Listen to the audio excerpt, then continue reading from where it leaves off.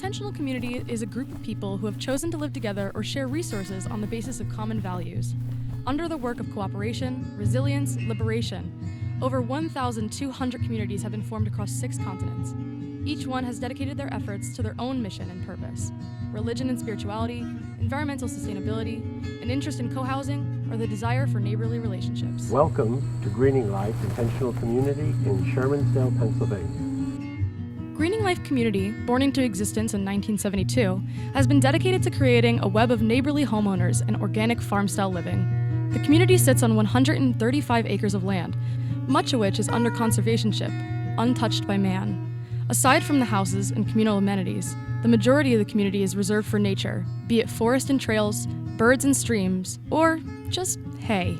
I joined approximately 6 years ago. Greening Life was an intentional community founded in 1972 by 5 families that came together and bought the farm, 135-acre farm, with the small farmhouse that's in front of me here. And over the next several years, they started to build houses for each family. And the foundation for Greening Life was that these 5 families would come together to raise their children in a shared community atmosphere.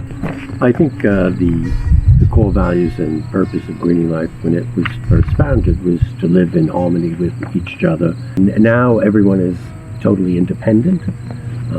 Each house sits on 2 acres, and we have the 100 acres of shared community space. We spend a lot of time and effort with CREP program, which is to keep invasive species out and tend to the forests and the trees. About 6 years ago or 7 years ago, Greening Life decided to put into trust the farm, the 100 acres, and we turned that over to Preservation Trust so it can never be developed. And then we enrolled the farm in CREP, which is a federal program where we rotate crops and cut hay for nesting birds and to attract wildlife and give natural habitats for species that may need it. With the woods, we have old growth and native trees that we don't cut for wood or for commercial purposes, so we're allowing the forest to go back to a natural state. Well, the community aspect is, we come together once a month for our business meetings, and then throughout the year we have potluck dinners and we have community events and community picnics and that. But not every intentional community lives on a farm. Those who live in more urban communities need to get creative with how they sustainably support their surrounding neighborhood. As a community, our life together is an expression of practical radicalism. Welcome! This is Poplar Place, located in Lancaster City, Pennsylvania. In their mission statement, Poplar Place is described as a plant-based, Christian community committed to the shared vision of a more shalamic world. It was founded in the spring of 2018, and its vision was morphed by the personalities of the community members. Not only is hospitality and community involvement the cornerstones of Poplar Place, but so is the intention to get to know each other as deeply as they can.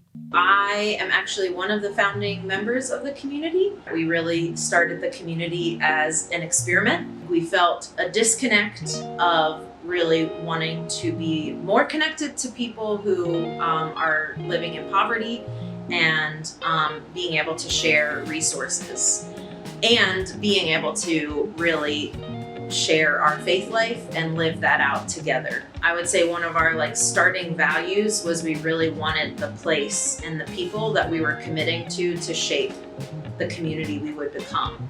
Yeah, we don't get to choose necessarily the causes that are really important in our neighborhood and in our city. Being affirming and inclusive of queer folks is absolutely a big need in our city and community, but so is being really actively supportive of the Black Lives Matter movement. In terms of our dietary and faith values, something that is really core to who we are is that all of our practices come from this shared belief in Jesus. Our shared faith is sort of what we see as the source of our life together and our energy to do the things that we do and invest well in each other and in our neighborhood and city. Some of us really enjoy liturgy, and that really speaks to us.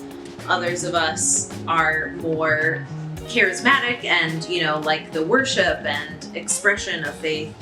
We've really tried a lot of different things to figure out how do we practice together. One of my favorite parts of co-housing here is that we have a home-cooked meal 6 days of the week.